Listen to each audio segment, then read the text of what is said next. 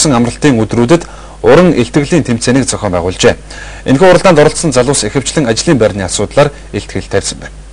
Анхдагчдын үлгийн нутаг Булган аймгийн хангаан залуус өнгөрсөн амралтын өдрүүдэд ур чадвар ухаан бодлоо уралдуулан уран илтгэл тавилаа. Булган аймгийн нийгмийн арчил Монголын залуучуудын холбооноос залуусын дуу хоолой санал одол тэдний чөлөө сэтгэлгээ үзэл бодол сонсох, оновчтой санал санаачлалыг дэмжих үйл ажиллагаанд тусган хэрэгжүүлэх зорилгоор санаачлан Улсын их хурлын гишүүн Цэнгэл гишүүний дэмжлэгтэйгээр 2011 оны 4-р сарын 23-ны өдөр хамтдаа хилэлцэн, хамтдаа санаачлалын урандаар илтгэлийн аврах шалгаруулах уралдааныг зохион байгуулсан юм а. Тус уралдаанд нийт 11 залуу өөрийн хийсэн судалгаа мэдлэг дээр үндэслэн орон нутгийн залуус юуг хүсэж байна, Булган аймгаа хөгжүүлэх талаар үзэл бодлоо саналаа сэтгэлдээ уралдуулан илтгэсэн юм а. Илтгэлд өгөгдсөн сэдвүүдгүүл эколог, байгаль орчин, боловсрол, хүний хөгжил, нийгмийн халамж хамгаалах, хөдөлмөр эрхлэлт, ажлын байр нэмэгдүүлэх арга зам ядуурлыг бууруулах боломж, мөн хувь хүний эрүүл мэнд, хувь хүний соёл, иргэний оролцоо идэвх санаачлах, бусад хууль эрх зүйн эдийн засгийн асуудал гэсэн сэдвүүдээр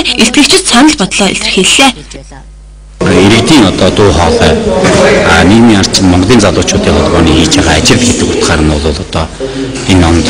иргэдийн дуу хоолойг дэвшлүүлж ил тодорхойлолтыг дэвшлүүлэх чиглэлийн хүрээнд ажил болно гэж үзэж байна. Залуусын сонгож авсан сэдвийн ихэнх нь ажлын байрны хэрэгцээ, залуус их шаардлагатай байгаа талаар, хүүхдийн бага наснаас нь ямар хүмүүжлэр өсгөж, харилцаан дээр нь ямар чухал болох талаар, утаагүй түвшний талаар мөн одоо төгсөөд ирээдүгөө сонгох гэж байгаа сурагчтай хандан мэргэжлээ хэрхэн зөв сонгох, эзэмших талаар, байгаль орчноо хэрхэн хайрлан хамгаалах, худалдаа үйлчлэлийн талаар зэрэг нэм тулгамдж байгаа олон асуудлуудыг хамруулан санал бодлоо чөлөөтэй илэрхийлж байсан юм а.